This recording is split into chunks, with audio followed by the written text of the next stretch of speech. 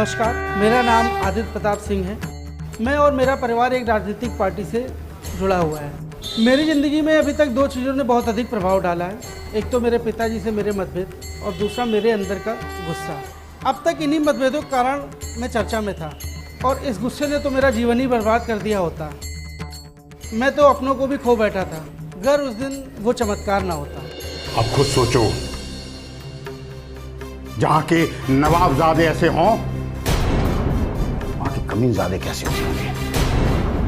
अच्छा, हमने आपको जो गाजीपुर का काम दिया था, यही वहां थोड़ी परेशानी आ गई थी। क्या परेशानी हो गई, बोलो। वो आदित्य बाबू वो इलाका संभाल रहे थे ना। अरे हमने 10 बार कहा है, 1000 बार कहा है कि काम की जिम्मेदारी इंसानों को दी जाती है, मवेशियों की नहीं, समझे। लड़ रही होगे वहां पर किसी से, काम हुआ कि नहीं, बोलो। कुछ नहीं, भूखे भरे पड़े आपकी पार्टी में, वोटों के लिए भीख मांग रहे थे, ऑपोजिशन वालों के सामने नाक कटवा दी, बस फिर और क्या था, मैंने बोल दिया उनको। मैंने इस पार्टी को अपनी पीठ पर खड़ा किया है, अपनी पीठ पर, और इसका अध्यक्ष होने के नाते ये मेरा विनम्र निवेदन है और चेतावनी भी, जैसा भी तुम समझो। अगर तुम इस पार्टी के लिए कुछ नहीं कर सकते हो, अच्छा, तो इस पर कम से कम बोझ मत बनो, नहीं तो मैं भूल जाऊंगा कि तुम मेरे बेटे हो। अरे अपने भाई से सीखो, सीखो कुछ इससे।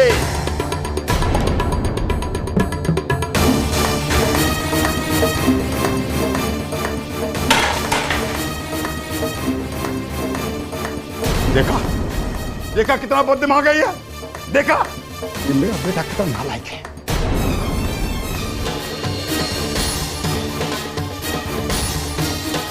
सही कहा आपने, आप ही के पापों की सजा हूं मैं, लेकिन पिछले जन्म की नहीं, इसी जन्म की।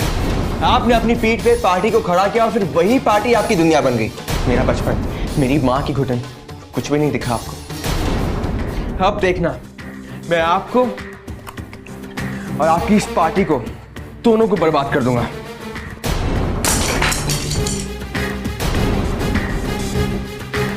ये क्या किया मेरे भाई, वहां से भी इस तरह उठ के चले आया। अरे अपने पिताजी के बात का भी कोई इस तरह बुरा मानता है क्या?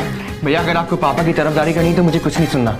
चाचा जी बहुत सोचते हैं तेरे बारे में, इसीलिए तुझे डांटते हैं। अब मुझे देख, मैं तो अपने पिताजी की डांट सुनने के लिए तरसता रहता हूं, पर मेरी किस्मत में ये कहां लिखी है। ये तो चाचा जी का बड़प्पन है जो मुझ जैसे अनाथ पर प्यार बरसाते हैं। भैया ये अनाथ अनाथ मत कहा करो ना आप अपने आप को। मैं कैंपेनिंग में जा रहा हूँ, पापा पूछे तो। नालायक, मुझसे तो सच बोला कर। रुक जा 1 मिनट,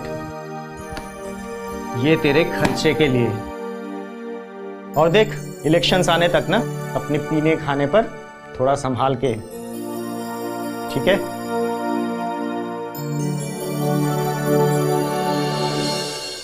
पिताजी। हाँ,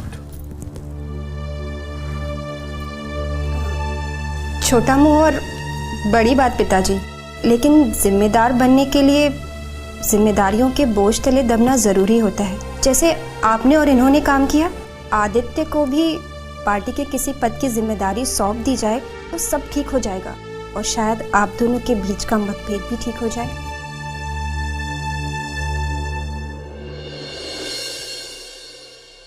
आप लोग मेरी बात को ध्यान से सुनो।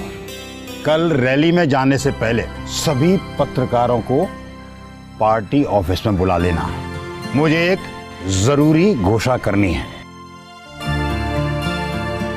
अब बेटा आदित्य, वहां पर तुम्हारा रहना बहुत जरूरी है, समझ रहे हो ना मैं क्या कह रहा हूं? अरे ये कहाँ बसंत के पहले मेढक की तरफ उदकते आ रहे हो? चलो चलो। कौन हो भाई? जयराम जी की।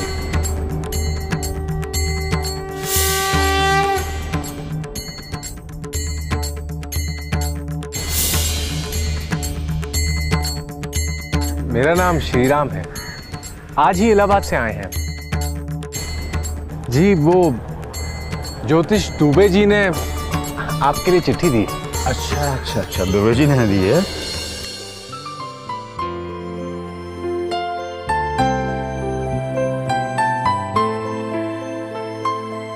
क्या बोल रहा था रे तू? मेरे खास दोस्त का बेटा है, समझ रहे हो ना? देखो श्रीराम, हमको तुम जैसे युवा कार्यकर्ताओं की जरूरत है।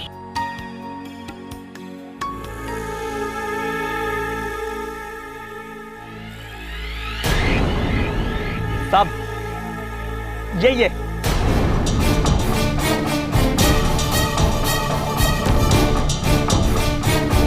क्षमा कीजिए पासवान साहब, मैं आपके बेटे आदित्य को गिरफ्तार करने आया हूं।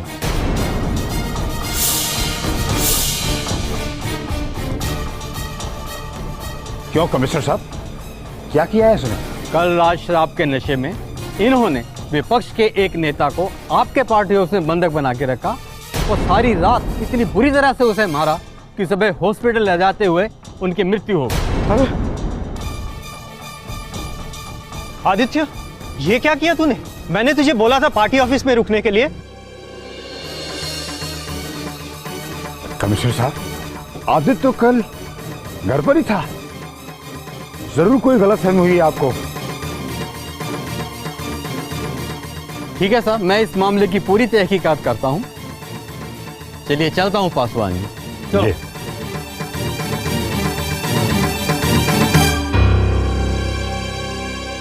चाचा जी, वासुदेव, आज इसकी गलती पर पर्दा डालने के लिए झूठ बोलना पड़ा मुझे। नालायक!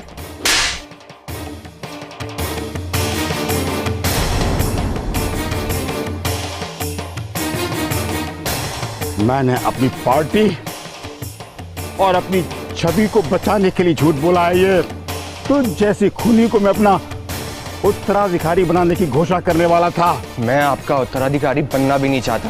क्या? नफरत करता हूं आपसे और आपकी इस पार्टी से। इसी वजह से मेरी मां मुझसे छिन गई और अब मैं आपसे आपकी ये पार्टी और आपकी कुर्सी छीन कर रहूंगा। आप भी वैसी तड़पेंगे जैसे मैं तड़पता आया हूं।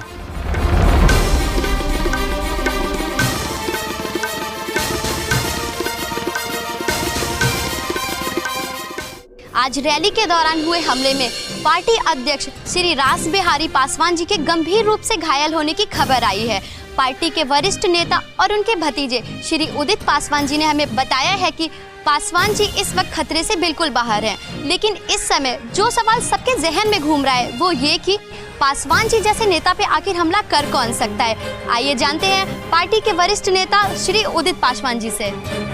जी देखिए, पुलिस इस मामले में अभी तहकीकात कर रही है। हम इस वक्त इस बारे में कुछ नहीं बता सकते हैं। क्या ये सच है कि पासवान जी और उनके बेटे के बीच हुए मतभेद में उनके बेटे ने उन्हें जान से मारने की धमकी दी थी और अब वो पार्टी से निकाल दिए गए हैं? देखिए, ये पार्टी का अंदरूनी मामला है और फिलहाल मैं आपके सवालों का जवाब देना बिल्कुल जरूरी नहीं समझता हूँ। क्षमा कीजिएगा। तो जैसा कि आपने देखा किस तरह से राजनीति में कूटनीति के बादल छाए हुए हैं। सबसे बड़ा झूठ तो गंगवा ने बोला था। तो सच कहाँ हुआ?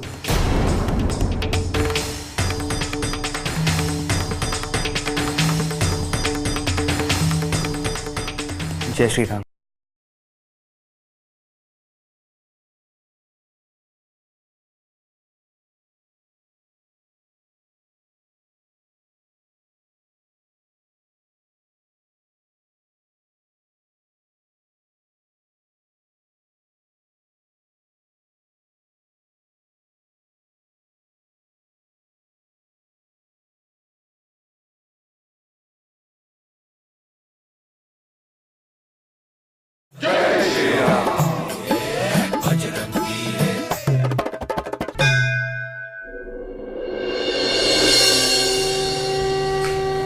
ये लो। चिंता मत करो, राम जी की कृपा से पासवान जी बिल्कुल ठीक हो जाएंगे। पता नहीं किन शब्दों में आपको धन्यवाद दूं मुझे अपने घर में रखने के लिए। अगर आप नहीं होते तो पता नहीं कहां कहां भटक रहा होता मैं। ऐसी कोई बात नहीं, तुम्हारे और मेरे परिवार के रिश्ते बहुत पुराने हैं। तुम बुरा ना मानो तो एक बात पूछूं? क्या तुम सच में अपने पिताजी से इतनी नफरत करते हो कि उनकी जान लेना चाहते हो? पार्टी ऑफिस में भी सब लोग यही पूछ रहे थे। सबको लगता है कि तुम्हारे पिताजी पे जो हमला हुआ उसके पीछे तुम्हारा हाथ था। नहीं, पता नहीं, जब भी मुझे गुस्सा आता है तो जैसे एक राक्षस मेरे सर पे सवार हो जाता है। मैं खुद पे काबू नहीं रख पाता हूँ। मैं अपने पिता को अपनी माँ के साथ किए हुए अन्याय के लिए आज तक क्षमा नहीं कर पाया, लेकिन मैं उनसे नफरत नहीं करता। अगर उन्हें कुछ हो जाता तो मैं खुद को कभी माफ़ नहीं कर पाता। तुम्हारे जीवन में जितनी भी विडंबनाएं हैं उनका कारण तुम्हारा गुस्सा है। यहाँ आने से पहले मैंने तुम्हारे और तुम्हारे पिताजी की कुंडली का अध्ययन किया था, तो मैंने पाया कि तुम्हारी कुंडली में भी वही सफलता का योग है जो तुम्हारे पिता की कुंडली में है।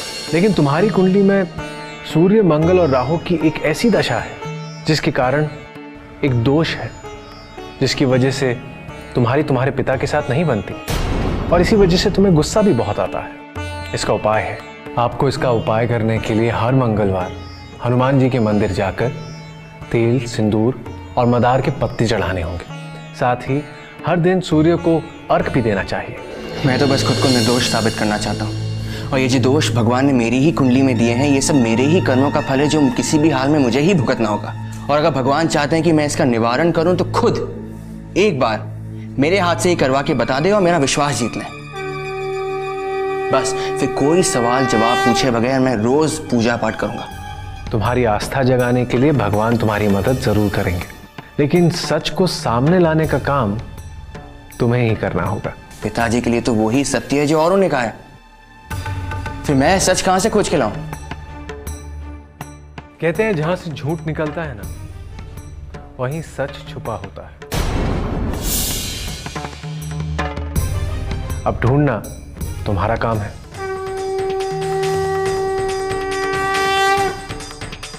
सबसे बड़ा झूठ तो गंगुआ ने बोला था। तो सच कहां हुआ?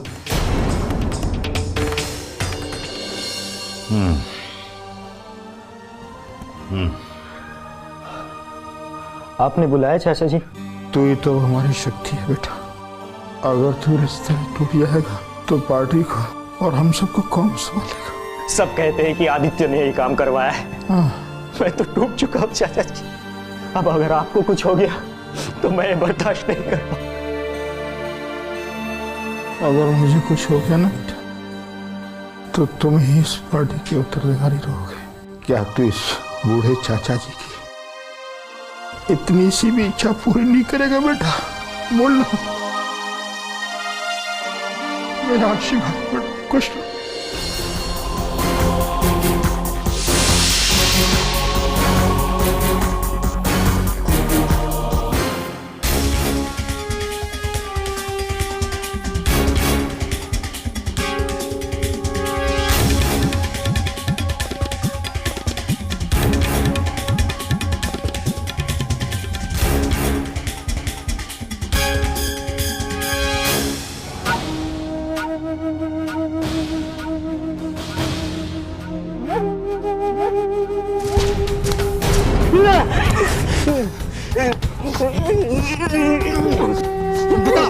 बता किसके कहने पे झूठा बयान दिया था पुलिस को, और क्यों आया था मेरे घर?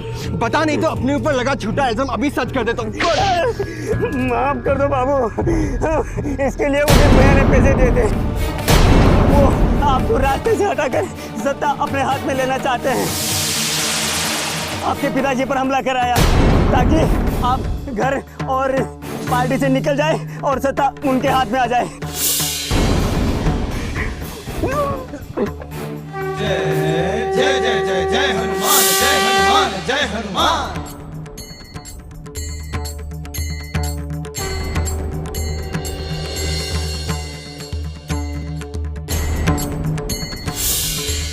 और अगर भगवान चाहते हैं कि मैं इसका निवारण करूं तो खुद एक बार मेरे हाथ से ही करवा के बता दे और मेरा विश्वास जीत लें। बस फिर कोई सवाल जवाब पूछे बगैर मैं रोज पूजा पाठ करूंगा। हाथ वज्र और ध्वजा विराजे, कांधे मूज जनेऊ साजे, शंकर सुवन केसरी नंदन, तेज प्रताप महाजगवंदन, विद्यावान गुणी अति चातुर, राम काज करबे को आतुर, प्रभु चरित्र सुनबे को रसिया, राम लखन सीता मन बसिया। सूक्ष्म रूप धरि सिंह दिखावा, विकट रूप धरि लंक जरावा। मुझे सब ठीक करने की शक्ति दीजिए भगवान। संहारे रामचंद्र के काज सवारे, लाय सजीवन लखन जियाए, श्री रघुवीर हर्षि उर लाए। माफ कर दीजिए पिताजी, जिंदगी भर आपका बुरा बेटा बन के रहा, हमेशा आपसे नफरत करता रहा और उस गलती की सजा दी जो आपने की तक नहीं।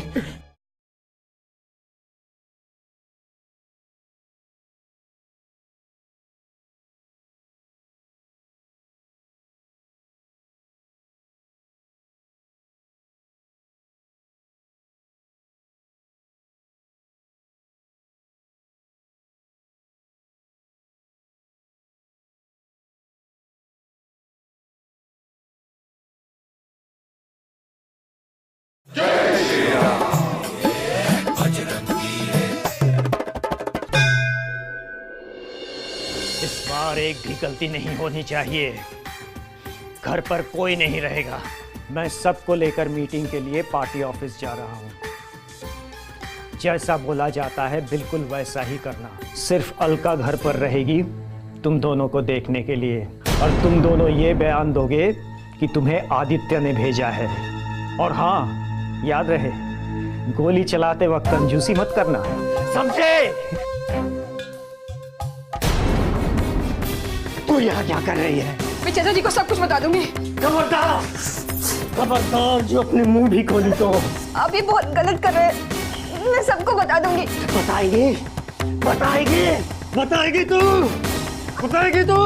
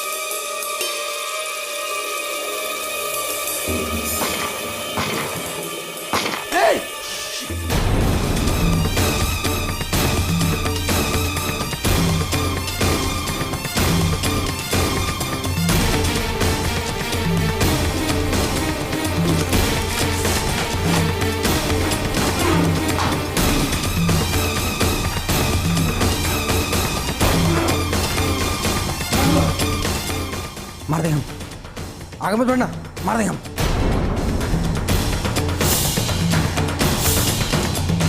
आगे मत बढ़।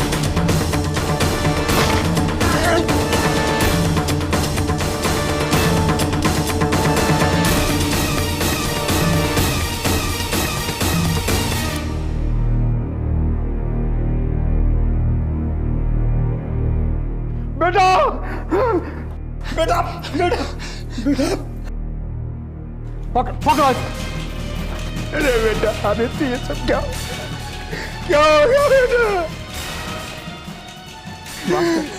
माफ कर दीजिए पिताजी, जिंदगी भर आपका बुरा बेटा बन के रहा, हमेशा आपसे नफरत करता रहा और उस गलती की सजा दी जो आपने की तक नहीं। सच बाबा, आप पर हुए हमले के पीछे मेरा कोई हाथ नहीं था। ये सब आपकी जगह पाने के लिए उदित ने किया था। उदित? अरे उदित, तूने ये क्या कर डाला? ये तो श्री राम भैया की मदद से मुझे मेरी गलती का एहसास हो गया। बस उस दिन से मैं हर रोज सूर्यदेव और हनुमान जी की पूजा करता हूँ, जिनकी कृपा से मुझे मेरे पिताजी मिल गए और उनको उनका बेटा। मेरा आपसे यही अनुरोध है कि आप बजरंगबली पर विश्वास रखिए, वो किसी न किसी रूप में आकर आपकी मदद जरूर करेंगे। जय बजरंगबली। जब इंसान मुश्किल में हो और उसे प्रभु की सहायता की सबसे ज्यादा आवश्यकता हो, लेकिन फिर भी वो सहायता मांगे नहीं, तब भी प्रभु उसकी सहायता करते हैं। उनकी कृपा दृष्टि उस इंसान पर हमेशा बनी रहती है जो उनकी कृपा का सम्मान करे और सही राह पर चले। इस बात को हमेशा याद रखिए। जय श्री राम। तू कांप क्यों रहा है? हाँ, क्या हुआ तुझे? एक काम कर, पानी पी ले।